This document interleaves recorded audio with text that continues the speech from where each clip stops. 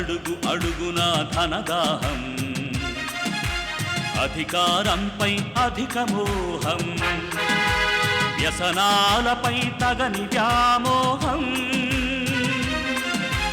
అడుగు అడుగునా ధనదాహం, అధికారంపై అధిక మోహం, వ్యసనాలపై తగని వ్యామోహం. ఆధునిక సమాజమేవో ఆటవిక సమూహం, స్వార్థపరుల సందోహంలో ధర్మం ఉనికేవో సందేహం. మనసున్న మనిషికి ప్రతి నిమిషం ఎదురయ్యేను ఓ పద్మవ్యూహం, పద్మవ్యూహం, పద్మవ్యూహం.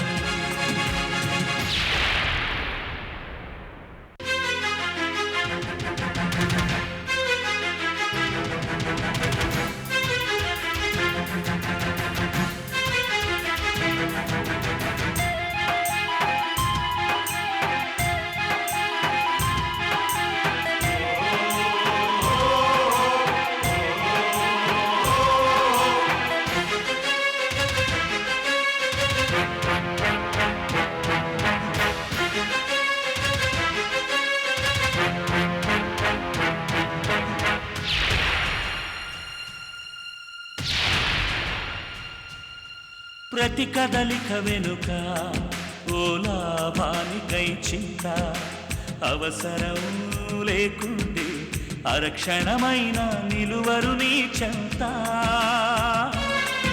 ఇది కన్నీటినే వేలం వేసే కసాయి సంత, విలువలకై వెతుకులాట నేడొక పెద్ద వింత. విలువలకై వెతుకులాట నేడొక పెద్ద వింత.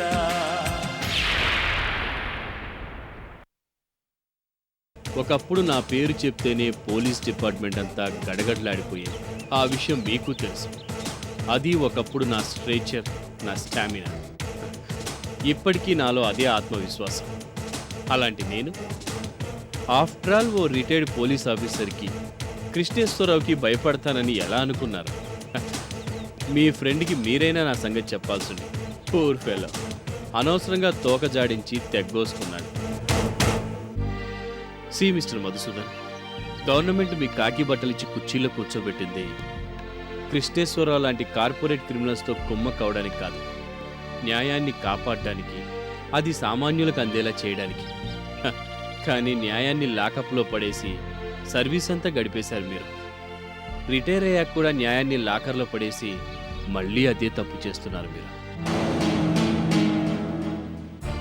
వయసులో ఉన్నప్పుడు కూడా నేను ఎప్పుడూ మీ మీద సవాళ్లు విసరలేదు, ఛాలెంజ్లు చేయలేదు. అయినా మీరే నన్ను రెచ్చగొట్టే ప్రయత్నాలు చేశారు.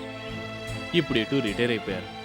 ఈ వయసులో కూడా ఈగోలు, పగలు, ప్రతీకారాలు అవసరం అంటారా? Just think of it.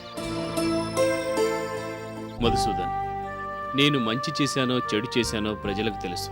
అందుకే వాళ్ళు నన్ను అంతగా అభిమానిస్తున్నారు. వాళ్ళ అభిమానమే నాకు నిజమైన ఆస్తి. కాకి బట్టలు లేకపోయినా న్యాయాన్ని కాపాడే బాధ్యత నాకు ఉందని మీరు 10 మందికి సహాయపడగలిగితే ఆ ఆస్తి మీరు సంపాదించుకోవచ్చు. It's just friendly advice. I'm sorry Mohan. It's all right. Take care.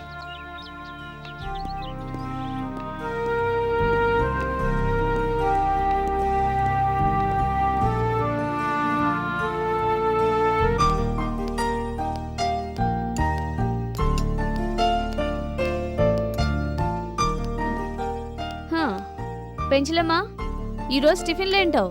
Idli, upma, puri, vada. Same items. నా చిన్నప్పటి నుంచి అదే టిఫిన్స్. నువ్వు ఇక రిటైర్ అయిపోవడం బెటర్. పోనీ దిబ్బరొట్టి ఉప్పుడు పిండి చైనా. ఇంకా నయ్యం, చద్దన్నం పెడతానలేదు. పోనీ నీకేం కావాలో చెప్పొచ్చు కదమ్మా. వెరైటీగా ఏ పిజ్జానో, బర్గరో, కట్లెటో చేయొచ్చు కదా. నువ్వు ఇప్పుడు చెప్పావు కదా, ఇక నుంచి చేస్తుందిలే. ఏంటి చేసేది? కనీసం ఆ పేర్లన్నా తనకు తెలుసో లేదో అడుగు. మరి అక్కడే నీకు నాకు తేడా వచ్చేస్తుంది. బయటికి వెళ్తే పిజ్జా సెంటర్ లో తిరిగాని ఇంటికి రాను. అన్ని వెరైటీలు టేస్ట్ చేశాను. అయినా ఏ అరిసెలో పూతరేకులో చేయమంటే కట్టం గాని పిజ్జాలెంతసేపమ్మా. రొట్టు ముక్కల మధ్య ఎన్నేసి కూర కూరేస్తే అదే పిజ్జా. ఈ 6వ సెట్తో చేసి పారేస్తాను. మరి నాతో పెట్టుకోక. చూసావా మిత్ర, పొరపాటున పిజ్జా అన్నందుకు ఎంత క్లాస్ తీసుకుందో. అవును మరి అమ్మ ట్రైనింగ్. అమ్మ కూడా ఇంతేగా, ఏమైనా అంటే చాలు క్లాస్ మొదలు పెడుతుంది. నేను నీకు చేసి పెడతాను కదమ్మా. ఏదేమైనా ఈ మధ్య అంతా సిరాకులు పరాకులు ఎడమొహాలు పెడమొహాలు అంతా కలిసి ఇలా కూర్చోలేదు. ఇన్నాళ్ళకు మళ్ళీ అందరినీ ఇలా చూస్తుంటే ఎంతో ముచ్చటగా ఉంది. ఇంటికి కొత్త కళ వచ్చినట్టుంది. కరెక్ట్గా చెప్పావు పెంచలమ్మ. కొన్నాళ్ల పాటు అనుమానాలు అపార్థాలతో బుర్ర పెచ్చెక్కిపోయింది. అందుకని ఎటైనా సరదాగా వెళ్దాం అనిపిస్తోంది. ఏమంటావు గౌరీ? తప్పకుండా వెళ్దాం. కాకపోతే ఒక కండిషన్. ఏంటి? నీకు ముక్కు మీదే ఉంటుంది కోపం. అందుకని ఆ కోపాన్ని బీరువాలో పెట్టిరా. లేదంటే అక్కడ కూడా మా మీద అరుస్తుంటావు. This is too much Gowri. మరీ దూర్వాసుడి కజిన్ బ్రదర్ లా కనిపిస్తున్నానా? మరైతే ప్రోగ్రామ్ ఫిక్స్ అయిపోయినట్టే కదా. నన్ను వెళ్ళి బట్టలు సర్దుకోమంటారా? పెంచలమ్మ, మేము టిఫిన్ చేసే వరకే నాకు, ఆ తర్వాత సర్దుకుందు గాని. మిత్ర, ఈ ట్రిప్ మొత్తం నువ్వే ప్లాన్ చేయాలి. అలాగే డాడీ, బ్రహ్మాండంగా ప్లాన్ చేస్తాను. సుహిత, నువ్వేం మాట్లాడడం లేదు. వెళ్దామా వద్దా? వెళ్దాం మమ్మీ. కొత్త కొత్త ప్రదేశాలు చూస్తే అదో థ్రిల్లు, ఆనందం. మంచి ఆలోచనలు వస్తాయి, రిలీఫ్ గాను ఉంటుంది. అన్ని చూసొచ్చి మరో మంచి నవలు రాసిస్తే ఫస్ట్ ప్రైజ్ కూడా వచ్చేస్తుంది.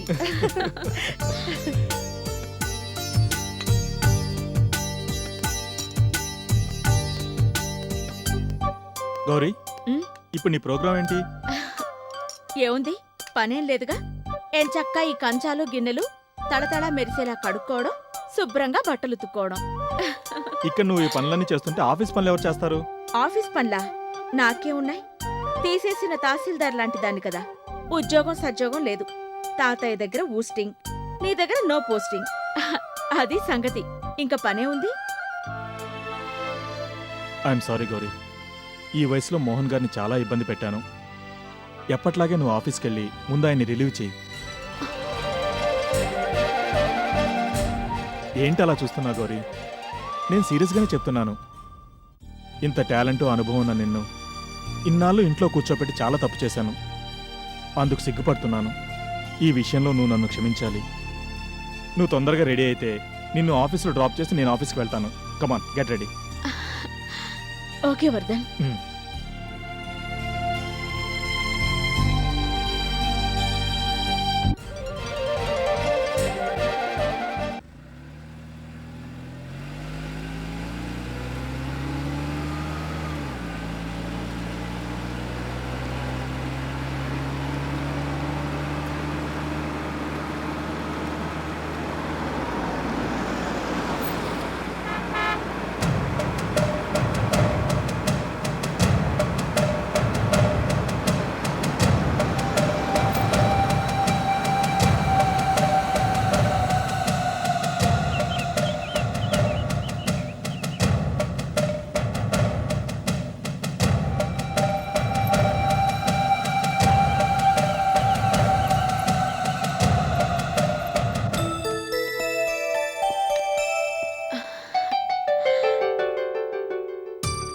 అమ్మ గౌరీ, ఇప్పుడు ఈ సీటుకి నిండుదనం వచ్చింది. నిన్ను మళ్ళీ ఈ సీట్లో ఇలా చూస్తాననుకోలేదు. నువ్వు ఈ కంపెనీకి నాకు కూడా దూరం అయిపోయావనుకున్నాను. ఇవాళ మళ్ళీ నిన్ను ఇలా చూస్తూ ఉంటే ఆనందం పట్టలేకపోతున్నానమ్మా.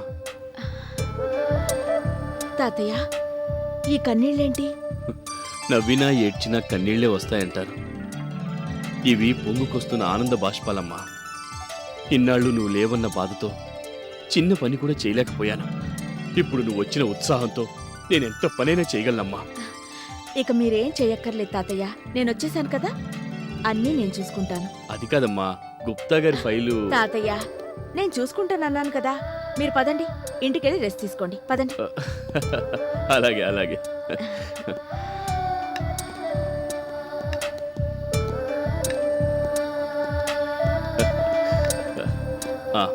నేను వస్తానమ్మా. అలాగే.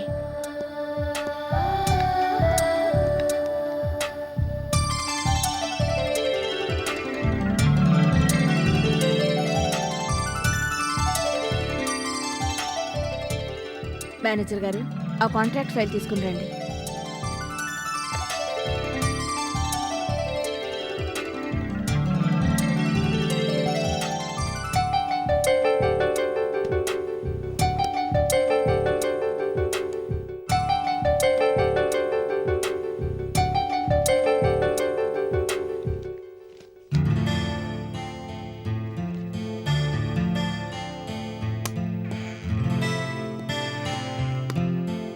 ఇదిగో మేడం మీరు అడిగిన ఫైల్. ఆ.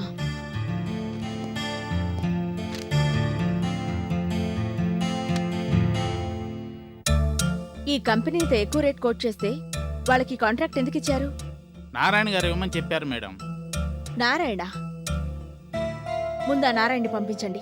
అలాగే మేడం.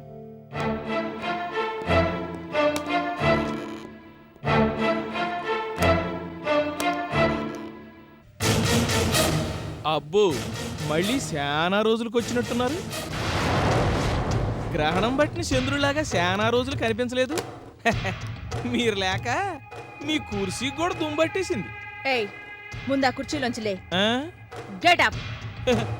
కుర్చీలుంది కూకోవడానికే కదండి, లేకపోతే ఎందుకై తీయించేసేయండి. అయినా మీ కుర్చీకి దుమ్ము పట్టిందంటే నా దుమ్ము దులుపుతారేంటి మీరు? కుర్చీలున్నది పెద్ద మనుషులు మర్యాదస్తులు కూర్చోడానికి కానీ నీలాంటి లోఫర్లు కూర్చోడానికి కాదు. ముందులే. ఆ? ఆఫీస్లో నీ పోస్ట్ ఏంటి? పిఏటు మిత్రా మేడం. అంటే కాఫీలు అందించడం, ఆ? కారు డోర్ తెచ్చి పట్టుకోవడం, చెప్పిన పని చేయడం, ఇవి నీ డ్యూటీలు. చా, మాకు తెలదలేండి. పోస్టుల గురించి మీతో డిస్కషనే వేస్ట్. అయినా నేనే మీ కంట్రోల్లో లేను. పిచ్చి పిచ్చిగా మాట్లాడకు. ఈ కాంట్రాక్ట్ ఈ కంపెనీకి ఎందుకు ఇచ్చావు? అసలు ఈ అధికారం ఎవరిచ్చారు నీకు? కొన్ని అధికారాలు ఎవరో ఇవ్వరండి, మనమే సొరవ తీసుకోవాలా. ఆహా, చెక్కుల మీద సంతకాలు కూడా చేశావంట?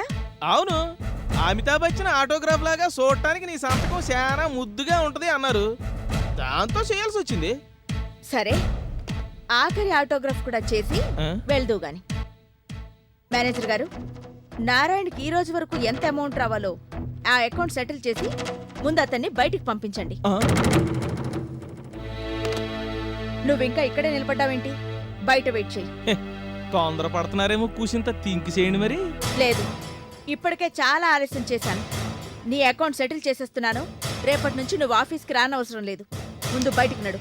ఈ విషయం మిత్రా మేడం గారికి తెలిసిందనుకోండి, మూడో ప్రపంచ యుద్ధం వచ్చేస్తాయి. అది తెలుసుకోండి. తర్వాత నారాయణ తీసేసినందుకు ఫీల్ అయ్యి దేవుడి ముందు నిలబడి బ్యాక్గ్రౌండ్ సాంగ్ చేసుకోవాలి. Get out. వెళ్తామండి. ఇంకా ఎన్నాళ్ళు గోడగొట్టిన బంతిలాగా మళ్ళీ తిరిగి వచ్చి ఈ సీటుకే ఎసరు పెడతాను. Shut up and get out.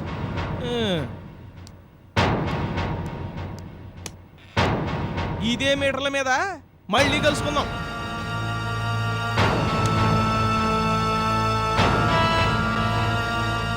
ఏమిటి, నిన్ను ఉద్యోగంలోంచి తీసేశారా?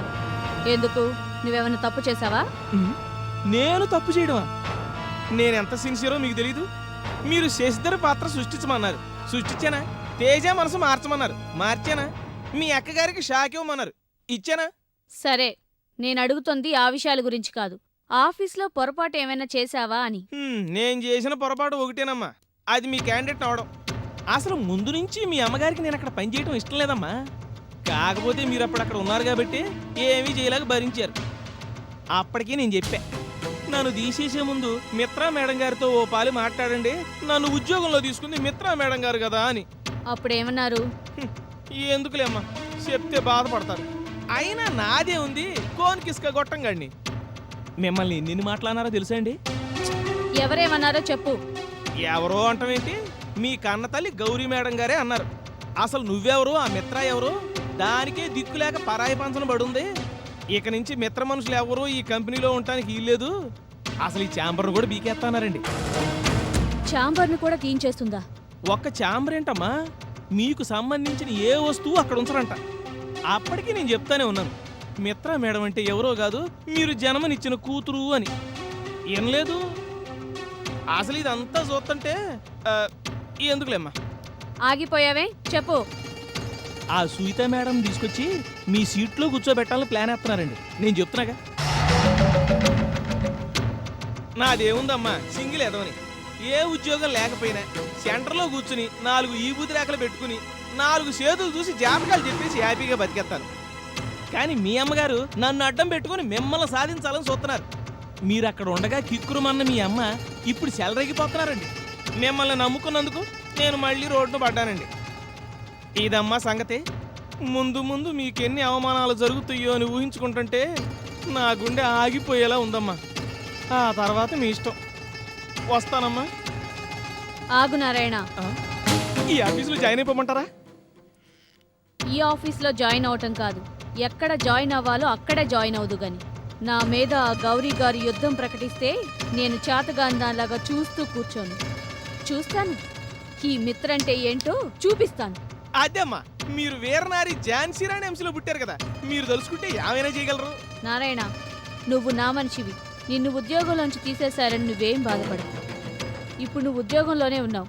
నువ్వేం చెయ్యాలో తర్వాత నేనే చెప్తాను, సరేనా? నాకు తెలుసమ్మా, నిప్పును పట్టుకుంటున్నారు అని నేను మీ అమ్మగారికి ముందే చెప్పానమ్మా. నువ్వు నీ మిత్ర నిప్పులు కాదు బొగ్గులు అన్నారు. బొగ్గులను పట్టుకున్నా కూడా మసి ఉంటుంది కదమ్మా. మీ పని చెడగొట్టం ఎందుకులే గాని వస్తానమ్మా.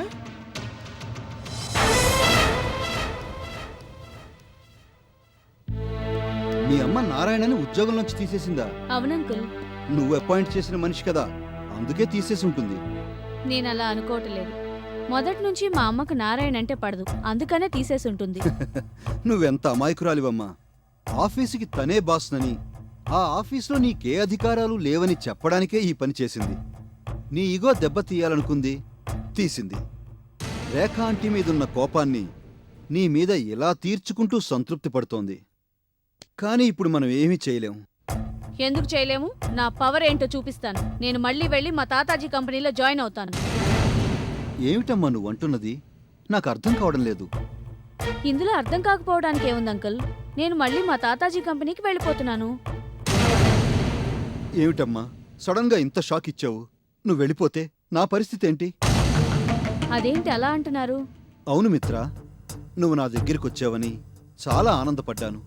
నువ్వున్నావన్న నమ్మకంతోనే కొత్త ప్రాజెక్టులు 2 స్టార్ట్ చేయబోతున్నాను. మొత్తం ప్లానింగ్, ఫైనాన్స్ అంతా రెడీగా ఉంది. ఇప్పుడు నువ్వు వెళ్ళిపోతే నేనేమైపోవాలి? దాందే ఉంది అంకుల్. మీరు తలుచుకుంటే ఎంతసేపు? నాకంటే టాలెంట్ ఉన్న వాళ్ళని తెచ్చుకుంటారు, సక్సెస్ అవుతారు. టాలెంట్ ఉన్నవాళ్ళు దొరకచ్చు, కరెక్టే. కానీ నీలా నమ్మకస్తులు, నా వాళ్ళు అనుకునే మనుషులు దొరకరు కదమ్మా. నువ్వు తప్ప నాకు ఈ ప్రపంచంలో నమ్మకమైన వాళ్ళు ఎవ్వరూ లేరు మిత్రా. కానీ ఇప్పుడున్న పరిస్థితుల్లో వెంటనే అక్కడికి వెళ్ళి జాయిన్ అవ్వకపోతే నేను అన్యాయం అయిపోతాను.